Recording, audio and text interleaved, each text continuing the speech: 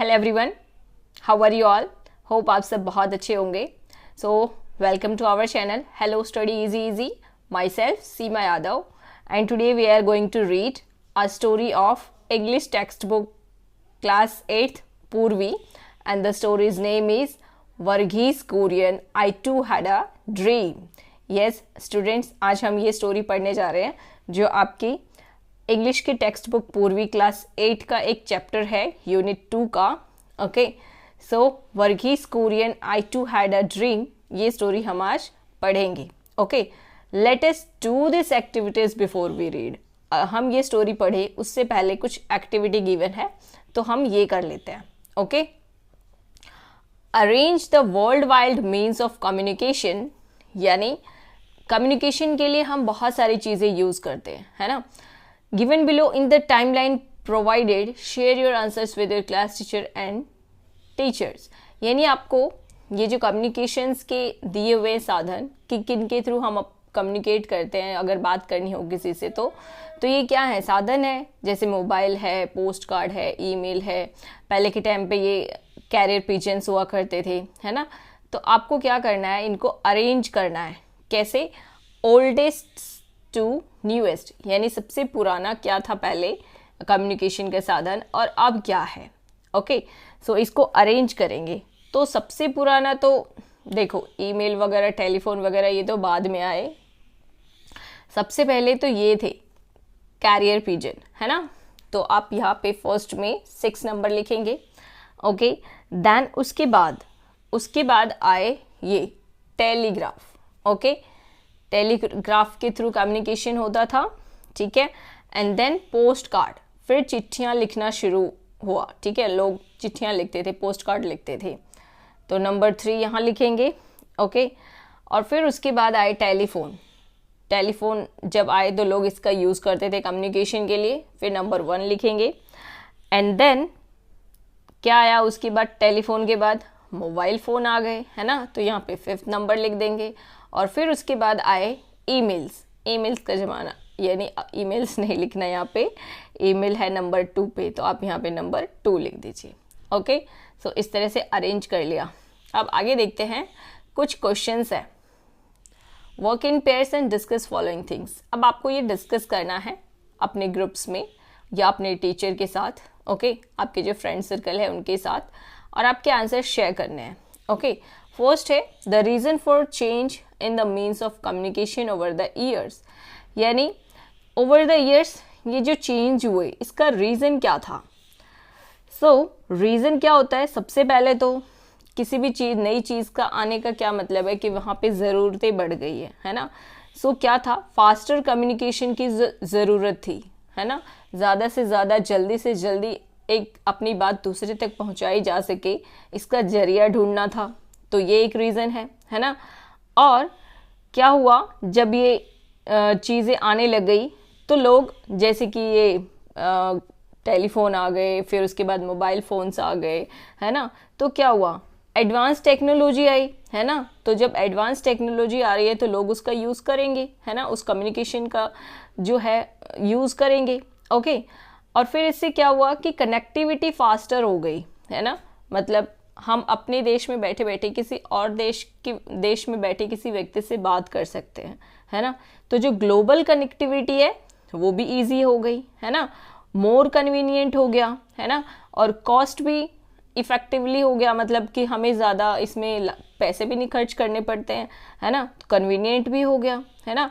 फिर जब इंटरनेट और मोबाइल नेटवर्क्स की इतनी ग्रोथ हो गई तो फिर हम नई नई चीज़ों का, जैसे फिर पहले क्या आए थे टेलीफोन, फिर हम मोबाइल फ़ोन, ईमेल्स, इनका यूज़ करने लगे, है ना। ये हैं, ठीक है, रीजंस। अब नेक्स्ट है the means of communication that you prefer to use and the reason for your choice. मतलब कि आप कौन सी कम्युनिकेशन का यूज़ करना चाहें। अगर आपको मौका मिले, ऑप्शन मिले कि आप बताओ इनमें से किसको आप प्रेफर करेंगे, यानी मोबाइल को यूज़ करना चाहेंगे, टेलीफोन यूज़ करना चाहेंगे, या ईमेल्स का यूज़ करना चाहेंगे। अगर आपको कम्युनिकेशन करने के लिए कुछ मतलब बोला जाए कि आप किसको प्रेफर करेंगे बातचीत करने के लिए लोगों से, तो सबका जवाब एक ही होगा, मोबाइल, है ना क्योंकि मोबाइल क्या है, इजी टू कैरी है ना, and you can use it any time, है ना, कभी भी यूज़ कर सकते हो आप। और इंस्टेंट कॉलिंग, मैसेजिंग, ये सारी फैसिलिटी है उसमें, कभी भी कॉल कर सकते हैं, है ना।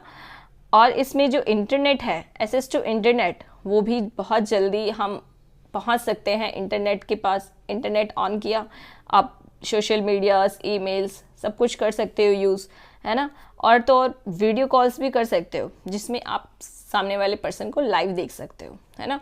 तो इसलिए हम क्या प्रेफर करते हैं, मोबाइल। और इसका रीज़न भी हमने डिस्कस कर लिया।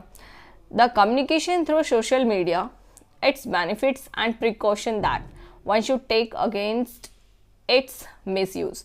अब ये जो सोशल मीडिया के थ्रू कम्युनिकेशन होता है, इसकी बेनिफिट्स भी हैं, बट हमें इसका मिसयूज़ ना हो, इसके लिए प्रिकॉशन भी लेना होता है ना। सो बेनिफिट्स क्या क्या हैं सोशल मीडिया के थ्रू जो कम्युनिकेशन होता है? तो बेनिफिट्स तो हैं, जैसे fast and easy way to share information, है ना। ईजी वे में हम इंफॉर्मेशन शेयर कर सकते हैं, वो भी globally, not in India only, globally we can share. Okay, helps stay connected with friends and family, हम अपने फ्रेंड्स और फैमिली के साथ कनेक्ट रह सकते हैं, है ना। And third reason, good platform for learning and awareness, हमारे लिए सीखने का बहुत ही अच्छा प्लेटफॉर्म है। आजकल बच्चे जो गांव में रहते हैं, जिनके पास अच्छे स्कूल्स नहीं हैं, वो घर बैठे बैठे मोबाइल से, अगर उनके पास इंटरनेट की सुविधा है, तो अच्छे से अच्छे एजुकेटर से पढ़ रहे हैं, है ना, यूट्यूब के थ्रू या और जैसे गूगल के थ्रू अच्छे अच्छे टीचर्स से पढ़ रहे हैं। तो लर्निंग के लिए बहुत अच्छा प्लेटफॉर्म है, और अवेयरनेस भी इससे लोगों को मिलती है ना। और क्या होता है इसका एक बेनिफिट, कि हमारे बिजनेस को ग्रो करने में, प्रमोशन करने में हेल्प करता है ना। हम अपने बिजनेस के प्रमोशन करवा सकते हैं, अपने बिजनेस का मतलब ज़्यादा से ज़्यादा लोगों तक पहुंचा सकते हैं, तो हमारे बिजनेस में भी हेल्प होता है। अब इसके क्या क्या प्रिकॉशंस हमें रखनी चाहिए ताकि इसका मिसयूज़ ना हो, सावधानियां क्या क्या रखनी चाहिए? सो आपकी जो पर्सनल इन्फॉर्मेशन है वो आप पब्लिकली शेयर ना करें, है ना। जो भी आपकी पर्सनल इन्फॉर्मेशन है उसको शेयर नहीं करें। And avoid believing fake news, आजकल फेक न्यूज़ भी बहुत वायरल हो जाती है ना। जो भी मिस इन्फॉर्मेशंस हैं वो बहुत वायरल होते हैं, तो उन पर बिलीव ना करें। Okay, respect others privacy too, हमें दूसरी की प्रिवेसी की भी रिस्पेक्ट करनी चाहिए। ओके, और आपका जो स्क्रीन टाइम है उसको लिमिट करें टू अवॉइड एडिक्शन, ताकि आपको एडिक्शन ना हो। आदत हो जाती है ना फिर बार बार फ़ोन चेक करना, किसी भी नोटिफिकेशन पे फटाफट हाथ में फ़ोन लेके चेक करने लग जाना, तो वो आप लिमिट कर दीजिए कि मुझे एक दिन में इतना ही स्क्रीन देखना है, इतना ही मोबाइल यूज़ करना है। ओके, ताकि आपको आदत ना लग सके। And use strong passwords and privacy settings. Okay, आप स्ट्रॉन्ग पासवर्ड यूज़ कर सकते हैं आपकी जो प्राइवेसी सेटिंग्स है उसमें, ताकि आपकी जो पर्सनल इन्फॉर्मेशन है कोई और यूज़ ना कर सके, गलत वे में यूज़ ना कर सके। ओके, तो चलिए हम अपना चैप्टर स्टार्ट करते हैं। वी कुरियन जो क्या थे, एक इंजीनियर थे, आनंद गुजरात में रहते थे। इन्होंने अपने ग्रैंडसन को एक लेटर लिखा, ठीक है, जिसमें वो अपने लाइफ की सभी इम्पोर्टेंट बातें या अपनी लाइफ में उन्होंने जो भी सीखा वो सीख अपने पोते को देना चाहते थे। और एक बहुत ही अच्छा अनुभव उन्होंने इसमें शेयर किया है अपने पोते के साथ, और उसको समझा भी रहे हैं बहुत अच्छे से कि किस तरह से लाइफ को जीना है। ओके, सो ये चैप्टर पढ़ने से पहले हमें ये पता होना चाहिए कि आखिर ये वर्गीस कुरियन हैं कौन। वर्गीस कुरियन, इनका जन्म हुआ था केरला में। ओके, और ये father of white revolution India में इस नाम से जाने जाते हैं, मतलब जो वाइट रेवोल्यूशन हुआ इसके father of white revolution. Okay, उन्होंने इंडिया में दूध का जो उत्पादन है, इंडिया को वर्ल्ड में लार्जेस्ट प्रोड्यूसर ऑफ मिल्क बना दिया। पहले इंडिया में दूध की बहुत कमी थी, मतलब दूध का प्रोडक्शन बहुत कम होता था, और इनकी हेल्प से India largest producer of milk बन गया, वो भी वर्ल्ड में। ओके, उन्होंने जो अभी फेमस ब्रांड है अमूल, अमूल मिल्क तो सबने पिया होगा आई थिंक, है ना, सब जानते होंगे अमूल मिल्क के बारे में। सो जो अमूल मिल्क है ये ब्रांड इन्होंने ही स्टार्ट किया था और इन्होंने इसमें बहुत ज़्यादा मेहनत की ताकि जो फार्मर्स हैं उनकी लाइफ बेटर हो सके और जो मिल्क है वो भी ज़्यादा प्रोड्यूस हो सके।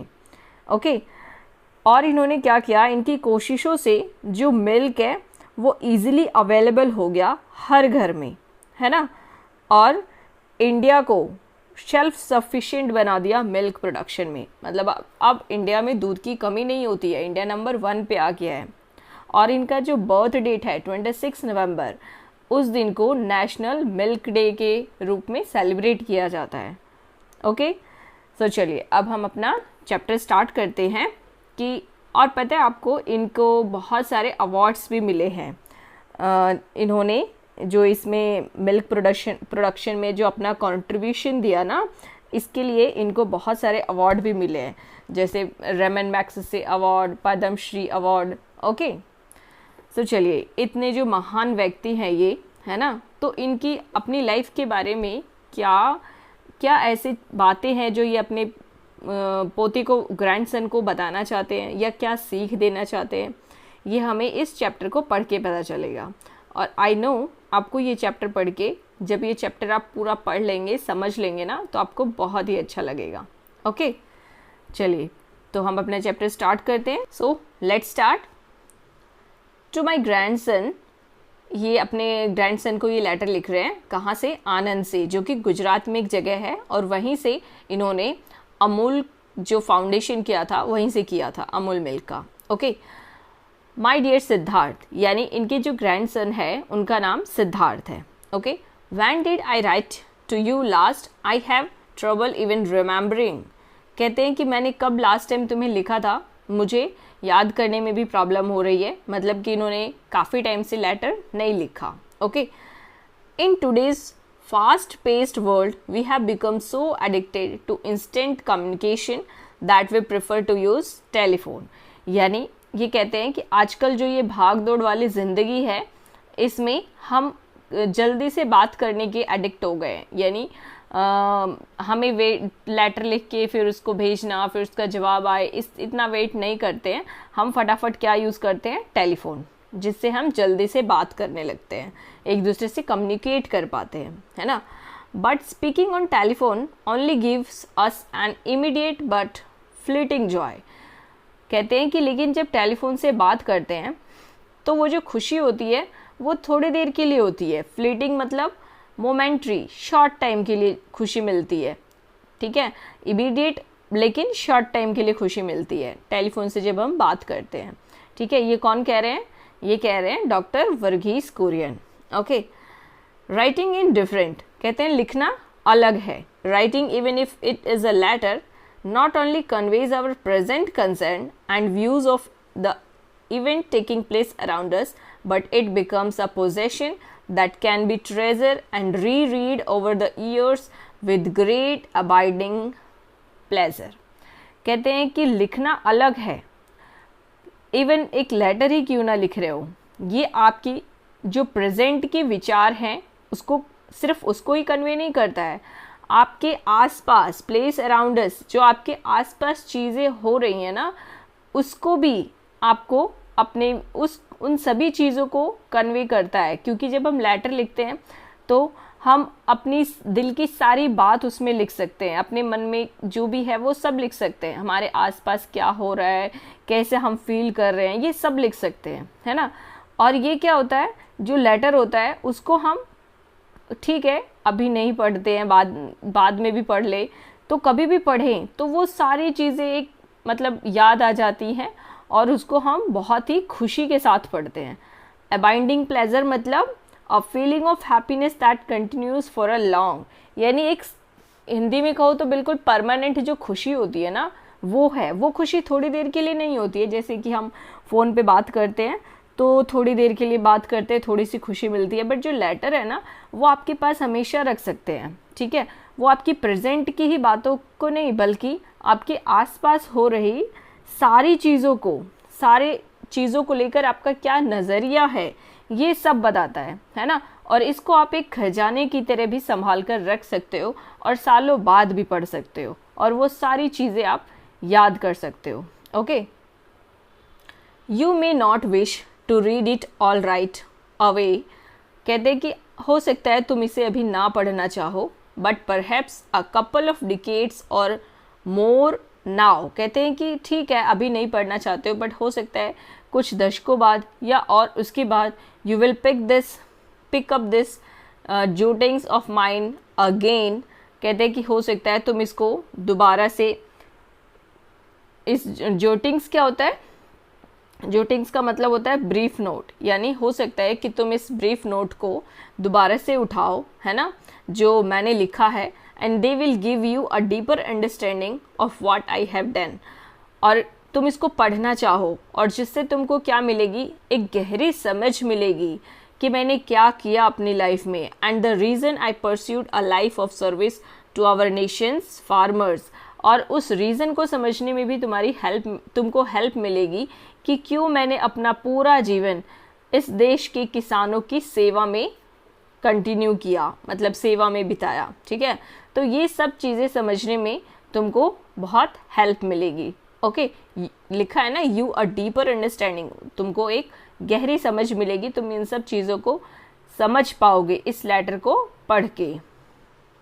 आगे है, you will then discover in them a valuable reminder of that days just before the world entered in 21st century, कहते हैं you will then discover कि जब तुम्हें पता चलेगा एक वैल्यूएबल रिमाइंडर, मतलब कि 21st सेंचुरी में जब हमारा वर्ल्ड एंटर ही कर रहा था, तो वो जो टाइम था उस चीज़ के बारे में तुमको बहुत सारी, उस समय के बारे में तुमको बहुत सारी चीज़ें पता चलेंगी।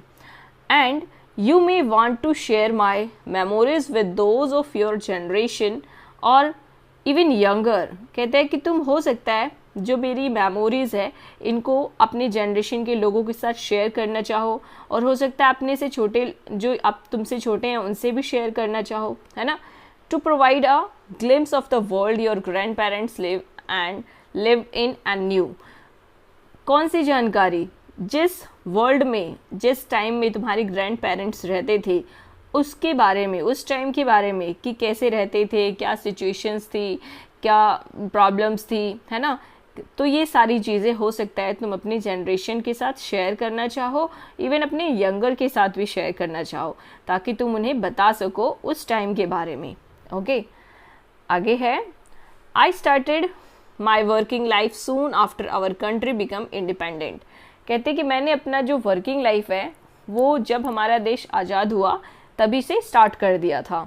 The noblest task in those days was, सबसे नेक काम उन दिनों में क्या था, to contribute in whatever way we could towards building an India of our dreams, कहते हैं कि उस टाइम पे सबसे नेक काम यही था कि हम जितना हो सके उतना कंट्रीब्यूट कर सके ताकि हम अपने सपनों के भारत को बना सके। ठीक है, कैसा बना सके, a nation where our people would not only hold their heads high in freedom, एक ऐसा देश जहाँ के लोग सिर्फ आज़ादी से अपना सर ऊंचा करके ही ना जी सके, बल्कि would be free from hunger and poverty, बल्कि वो गरीबी और भूख इनसे भी आज़ादी पा सके, एक ऐसा देश बनाना चाहते थे।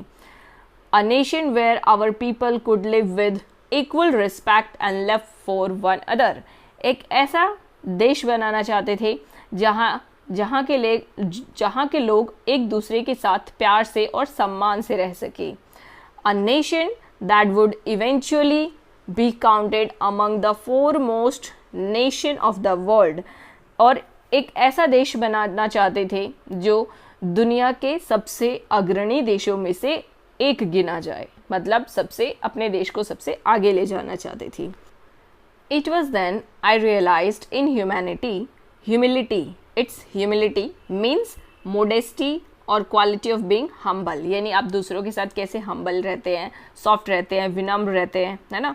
तो वो कहते हैं कि ये जब की बात है जब मुझे बहुत ही ह्यूमिलिटी के साथ रियलाइज़ हुआ that choosing to lead one kind of life, यानी एक तरह का जीवन जीना, इसको चूज़ करना, इसका मतलब है putting aside the desire to pursue others option, कि जो आपके जो दूसरे ऑप्शन है, जीवन जीने की जो इच्छा है, दूसरे ऑप्शंस जो हैं उसको बिल्कुल ही एक साइड रख देना।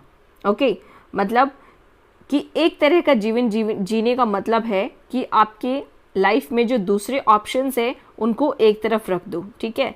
और this transformation took place with in में 50 years ago, और ये ट्रांसफॉर्मेशन इनके अंदर कब हुआ? 50 साल पहले, when I agreed to work for a small cooperative of dairy farmers, जब ये एक छोटे से कोऑपरेटिव डेयरी फार्मर्स के लिए इन्होंने काम करने के लिए एग्री हुए। Okay, who were trying to gain control over their lives, जो किसान अपनी लाइफ पर कंट्रोल करना चाहते थे, मतलब अपनी लाइफ में आगे बढ़ना चाहते थे, गरीबी और भूख इन सबको ख़त्म करना चाहते थे, ठीक है, यानी आगे बढ़ना चाहते थे। उन किसानों के लिए इन्होंने काम करने के लिए जब सहमत हुए, उन किसानों के लिए जब ये काम करना चाहते थे, तब इनको एहसास हुआ कि मुझे इनके लिए काम करना है और उसके लिए इनकी जो खुद की डिज़ायर्स हैं, जो खुद की इच्छाएं हैं, जो ऑप्शंस हैं इनके पास, इसको इन्हें साइड रखना पड़ेगा।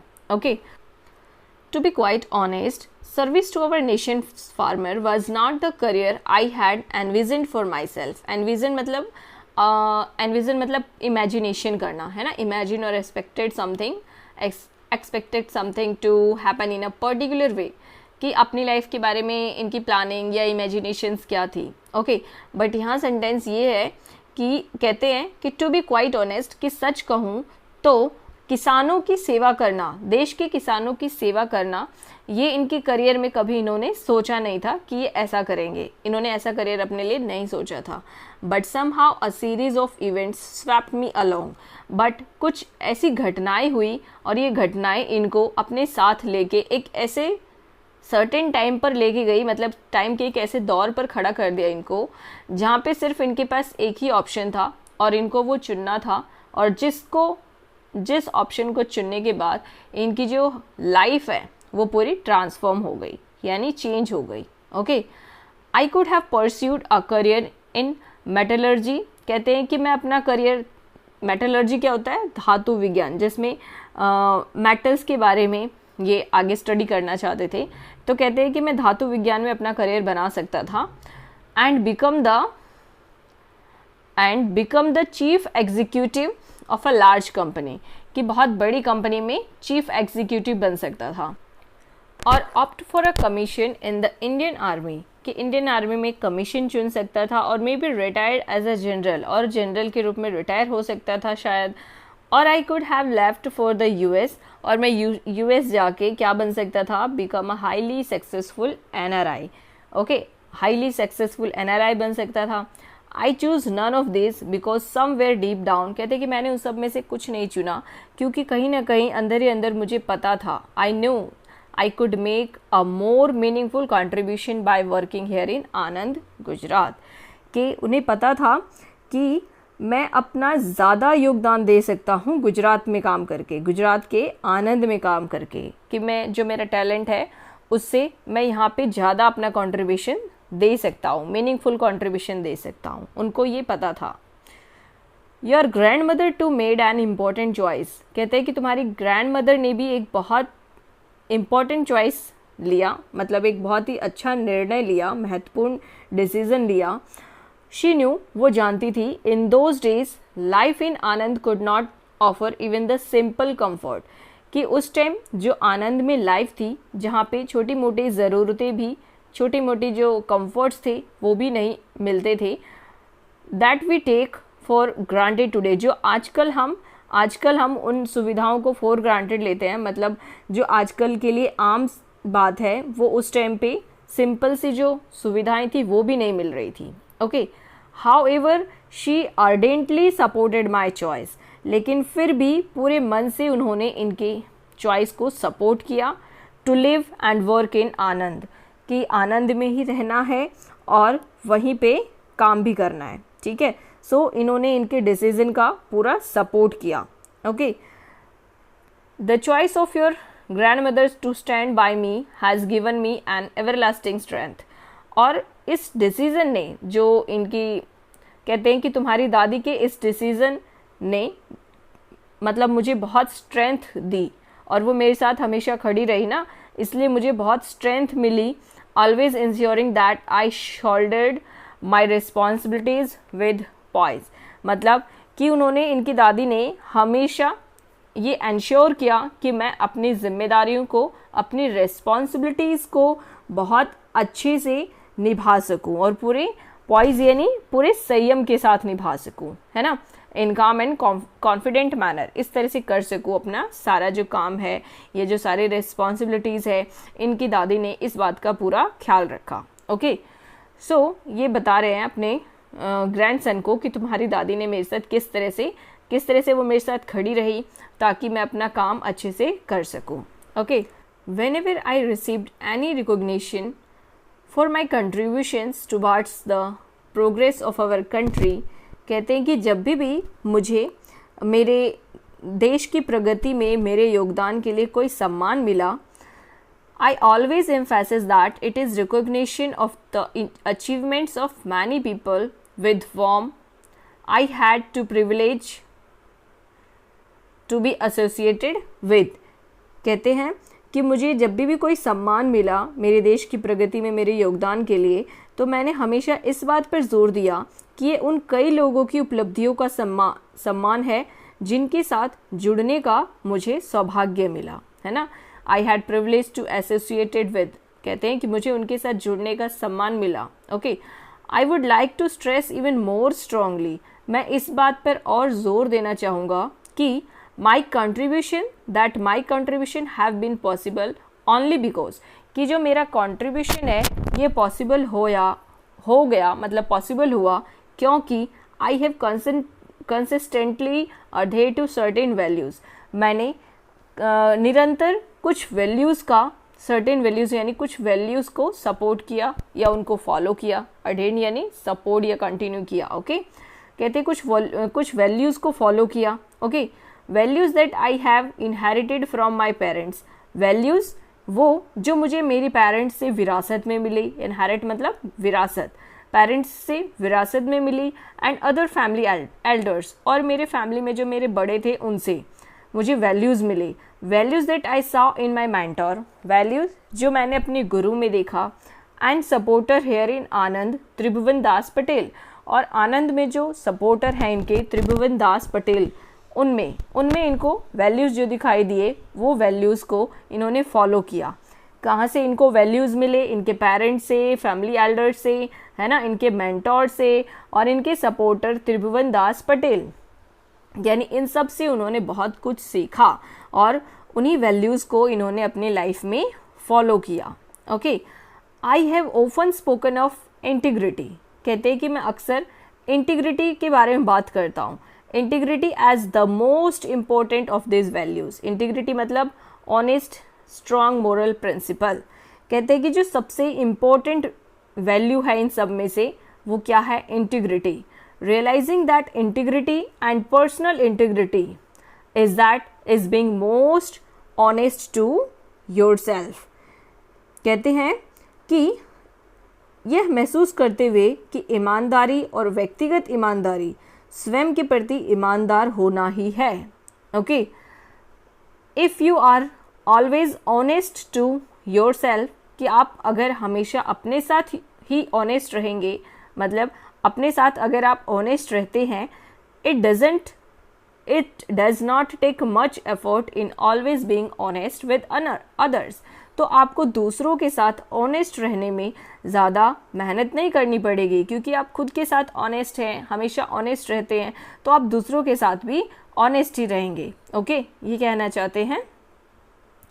आई also learn what I am sure you too will find out someday. कहते हैं कि मैंने जो भी सीखा है मुझे यकीन है कि आप भी किसी दिन ज़रूर सीख जाओगे. Life is a privilege and to waste it would be wrong. कहते हैं कि जीवन एक सौभाग्य है और इसे बर्बाद करना गलत होगा। मतलब कि हमारी जो लाइफ है वो बहुत मेहनत से हमको मिलती है, हमको जो लाइफ मिली है वो हमारा सौभाग्य है और इसको वेस्ट करना वो गलत होगा। Okay, in living this privilege called life you must accept responsibility for yourself. Always use talents to the best of your ability and contribute somehow to the common good. Means अपने साथ साथ अपने समाज, जिस समाज में तुम रह रहे हो या जिस देश में तुम रह रहे हो, उस देश के सभी लोगों के बारे में सोचना और अपने टैलेंट का बेस्ट यूज़ करना सबकी लाइफ को बेटर बनाने के लिए। Okay, If you look around you, you will find there is a lot waiting to be done. कहते अगर तुम अपने चारों तरफ देखो तो तुम्हें पता चलेगा कि बहुत कुछ ऐसा है जो अभी नहीं हुआ है और वो करना अभी बाकी है। Okay, Your friend may need some help. हो सकता है तुम्हारे फ्रेंड को तुम्हारी ज़रूरत हो। Your teacher could be looking for a volunteer. हो सकता है तुम्हारे टीचर उनको एक वॉलंटियर की ज़रूरत हो, है ना। एंड और the community you live in will need you to make a contribution. और जिस कम्युनिटी में तुम रह रहे हो उसको तुम्हारे कंट्रीब्यूशन की ज़रूरत हो, है ना, तुम्हारे सहयोग की ज़रूरत हो। I hope that you too will discover as I did that failure is not about to succeeding. कहते हैं कि मुझे उम्मीद है कि तुम भी इस बात को जान जाओगे जैसे मैं जान गया कि जो फेलियर है, failure is not about succeeding. Failure का मतलब ये नहीं है कि आप सफल नहीं हुए, बल्कि rather it is about not putting in your best effort and not contributing.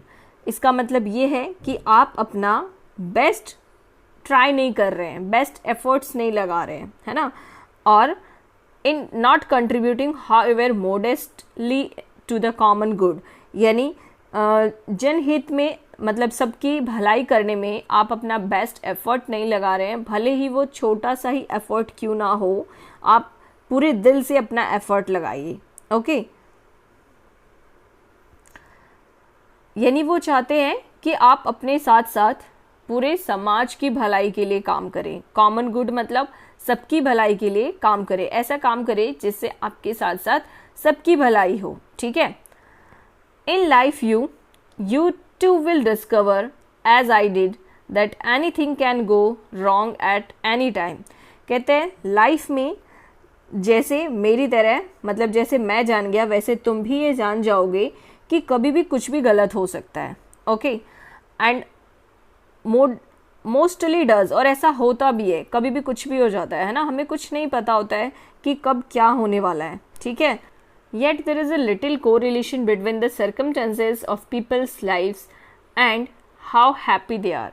यानी लोगों की जो ज़िंदगी है और उनकी जो खुशी है, उनके बीच में एक बहुत ही छोटा सा, जो उनकी ज़िंदगी में जो सर्कमस्टेंसेस है, जो परिस्थितियाँ हैं और उनकी जो खुशियाँ हैं, उनके बीच में एक बहुत ही छोटा सा रिश्ता है। कोरिलेशंस यानी अ कनेक्शन बिटवीन टू और मोर थिंग्स, यानी दो चीज़ों के बीच में बहुत ही छोटा सा रिश्ता है। कौन से दो चीज़? जो उनकी लाइफ की सर्कमस्टांसेस हैं, जो अभी सिचुएशन है, परिस्थितियाँ हैं, and how happy they are, और वो किस तरह से खुश हैं, है ना। तो उनकी परिस्थितियाँ, जीवन की जो परिस्थितियाँ हैं और उनकी खुशी के बीच में बहुत छोटा सा रिलेशन है ना। नेक्स्ट है, most of us compare ourselves with someone we think is happier. और हम में से ज़्यादा लोग अपने आप को उनसे कंपेयर करते हैं जिनको हम सोचते हैं कि वो हमसे ज़्यादा खुश है, उनसे कंपेयर करते हैं। चाहे वो कोई रिलेटिव हो, एक्विंटेंस मतलब कि कोई जान पहचान वाला हो, चाहे वो कोई जान पहचान वाला हो, परिचित व्यक्ति हो, और often someone who barely know, और कभी कभी तो उससे भी कंपेयर करते हैं जिसको हम मुश्किल से ही जानते हैं। ठीक है, but when we start looking closely we realise that what we saw were only images of perfection। बट जब हम क्लोजली उसको देखते हैं, समझते हैं, उनके बारे में जानते हैं, तो हमें पता चलता है कि वो सिर्फ दिखावा था, मतलब इतना खुश, हमसे ज़्यादा खुश वो नहीं है।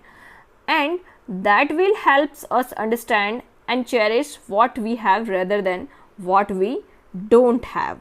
फिर इससे हमें यह समझने और उनकी कदर करने में मदद मिलेगी कि हमारे पास क्या है, बजाय इसके कि जो हमारे पास नहीं है, है ना। What we have rather than what we don't have, यानी हमें उस चीज़ की कदर करनी चाहिए जो हमारे पास है, ना कि उस चीज़ के बारे में सोचना चाहिए जो हमारे पास नहीं है, we don't have. Okay, next page.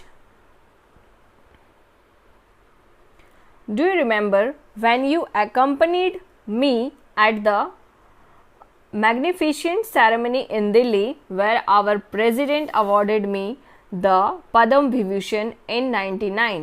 कहते कि क्या तुम्हें याद है जब तुम मेरे साथ थे दिल्ली के उस मैग्निफिशेंट सेरेमनी, यानी जो भव्य उत्सव था, और यू कैन से, है ना, जो बहुत बड़ा एक सेरेमनी थी, वहाँ पे तुम दिल्ली में मेरे साथ थे, जहाँ पे हमारे प्रेसिडेंट ने मुझे अवार्ड दिया था। कौन सा अवार्ड? पद्म विभूषण अवार्ड, जो कब मिला था इनको? 1999 में। तो उसके बारे में ये बात कर रहे हैं कि क्या तुम्हें याद है वो सिचुएशन। कहते हैं आगे, with great pride you slipped the medal around your neck. कहते हैं कि तुमने बहुत ही गर्व से वो मेडल अपने गले में पहन लिया था। Looked at it in it of and ask me very innocently if you could keep it. कहते कि तुमने वो गले में पहन लिया था और मेरी तरफ बहुत प्यार से देख के और इनोसेंटली मुझसे ये पूछा था कि क्या मैं इसे रख सकता हूँ अपने पास, यानी उस मेडल को तुम रखना चाहते थे अपने पास, ये बता रहे हैं। Do you remember the answer your grand mother and I gave you. कहते हैं कि क्या तुम्हें आंसर याद है जो तुम्हारी दादी ने और मैंने तुम्हें वो आंसर दिया था जब तुमने पूछा था कि क्या इस मेडल को मैं अपने पास रख सकता हूँ। We told you that of course, हमने तुम्हें कहा था of course this medal was yours as much as it was mine, but that you should not be satisfied in merely keeping my award। कहते हैं कि हमने कहा था कि जितना ये मेडल हमारा है उतना ही ये तुम्हारा भी है, लेकिन तुम्हें सिर्फ मेरा पुरस्कार रखने में संतुष्टि नहीं होनी चाहिए। हमने तुमको कहा था कि ठीक है तुम हमारा मेडल रख लो, बट तुम इतने से ही सेटिस्फाइड नहीं हो जाओ कि हाँ तुम्हें मेडल मिल गया। The challenge before you was to earn your own reward for the work that you did in your lifetime. कि तुम्हारे सामने चैलेंज क्या है? चैलेंज ये है कि तुम अपने लाइफ में जो तुमने वर्क किया, जो तुमने काम किया है, उसके लिए तुम खुद अर्न करो, है ना। अपने रिवार्ड को खुद अर्न योर ओन रिवार्ड, जो तुमने अपनी लाइफ में जो तुमने काम किए हैं उससे ही तुम अपने रिवार्ड्स अर्न करो। ठीक है, मतलब ये कहना चाहते हैं कि अवार्ड ठीक है वो दादाजी का तुम रख लो, बट तुम लाइफ में ऐसे काम करो कि तुम्हें इससे भी कहीं ज़्यादा बड़े बड़े अवार्ड मिले। ठीक है, इतनी बड़ी बड़ी अचीवमेंट पाओ। Okay, and in the end, if we are brave enough to love, strong enough to rejoice in other happiness, and wise enough to know there is enough to go around for all, then we would have lived our lives to the fullest। कहते हैं कि अंत में in the end, यदि हम प्रेम करने के लिए इतने स्ट्रांग हैं, ब्रेव हैं, है ना, कि मतलब हम ब्रेव हैं और हम सबसे प्यार कर सकते हैं, है ना। And strong enough to rejoice, मतलब कि हम इतने स्ट्रॉन्ग हैं कि हम दूसरों की खुशी में भी खुश हो सकते हैं, है ना। And wise enough to know that there is enough to go around for all, और हम इतने बुद्धिमान हैं, इतने वाइज हैं कि हम ये जान पाएँ कि जितना है वो हमारे लिए, हम सभी के लिए इनफ है। देन तब हमें अपना जीवन, समझ लो कि तब हमने अपना जीवन जो है वो पूरी तरह से जी लिया है। ओके, मतलब जब हमारे अंदर इतने मैच्योरिटी आ जाए, इतने समझ आ जाए कि हम सभी के साथ खुशी से मिलजुल कर रह सके, सबसे प्यार करें, है ना, दूसरे की खुशी में खुश हो सके, और जितना है हमारे पास वो सबके लिए इनफ है। ये जब हमें समझ में आ जाए तब समझना कि हमने अपनी लाइफ जो है वो पूरी तरह से जी ली है। Okay, I would like to dedicate this musings to you Siddharth. कहते हैं कि मैं अपने विचारों को तुम्हें डेडिकेट करना चाहता हूँ, कि मतलब समर्पित करना चाहता हूँ, and to the millions of other children of your generation in our country, और हमारे देश के जो मिलियंस बच्चे हैं तुम्हारी जनरेशन के, इन द होप, इस उम्मीद में, that upon reading them you will be inspired enough to go bravely out into the world and work tirelessly in your chosen field for the larger good of the country। के कहते हैं कि मैं अपने विचार सिद्धार्थ और इस देश के लाखों बच्चों को क्या करना चाहता हूँ, डेडिकेट करना चाहता हूँ, समर्पित करना चाहता हूँ, इस उम्मीद में, उन्हें होप है कि इन्हें पढ़कर ये दुनिया में साहस के साथ आगे बढ़ सकेंगे, ब्रेव के साथ, हिम्मत के साथ आगे बढ़ सकेंगे, और कॉमन ह्यूमैनिटी की जो भलाई है, उस जो आपने एक अपना करियर चुना है जिसमें सभी लोगों की भलाई आती है, उस करियर को आप वर्क टायरलेसली यानी बिना थके हुए उस फील्ड में काम कर सकोगे।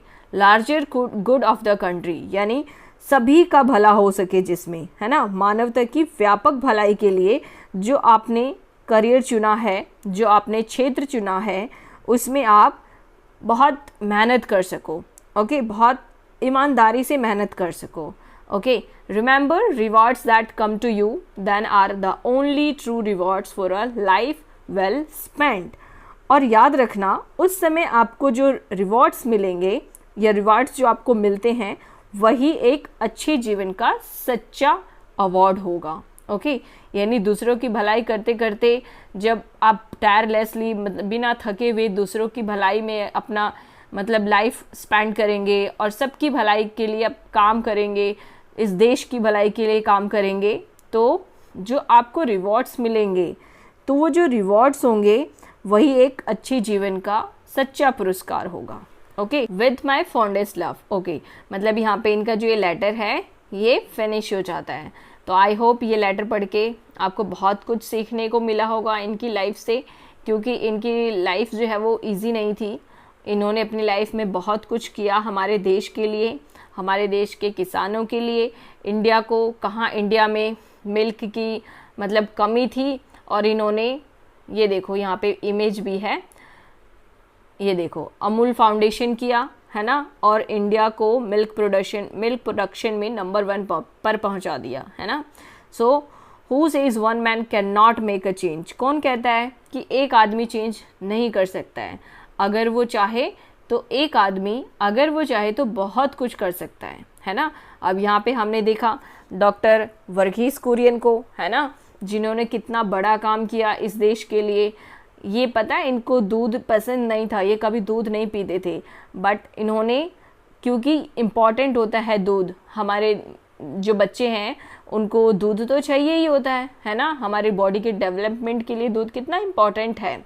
तो क्यों ये इस चीज़ को समझे, और इन्होंने देखा कि हमारे देश में जो किसान हैं उनकी सिचुएशन क्या है, तो इस चीज़ को समझ के इन्होंने उनके लिए काम किया और इंडिया को नंबर 1 बना दिया मिल्क प्रोडक्शन में, है ना। सो एक आदमी भी अगर चाहे तो वो बहुत कुछ कर सकता है अपनी भलाई के साथ साथ, जो सबकी भलाई के लिए सोचे, वही तो है ना सच्चा इंसान। ओके, गॉड ने हमें लाइफ दी है तो उसको ऐसे ही वेस्ट नहीं करना है, इधर उधर के काम करके, फालतू के इधर उधर टाइम वेस्ट करके। अपनी लाइफ को ऐसा बनाओ कि तुम्हारी लाइफ से लोग इंस्पायर हो और तुम सब लोगों की मदद कर सको। तुम इतने कैपेबल बनो कि तुम अपनी लाइफ में अपनी फैमिली, अपनी फैमिली के साथ साथ पूरी दुनिया नहीं तो अपने एटलीस्ट अपने देश के लोगों की तो मदद कर सको, है ना। इतने कैपेबल आपको बनना है। ओके, सो स्टूडेंट्स, ये चैप्टर यहाँ पे फिनिश हो गया है। जल्दी ही हम इसके क्वेश्चन आंसर्स की वीडियो भी अपलोड करेंगे। Okay, so stay tuned with us. And आपको क्या करना है, वीडियो को लाइक करना है, फ्रेंड्स के साथ शेयर करना है और चैनल को सब्सक्राइब करना है। Okay, so that's all for today. Thank you, have a good day.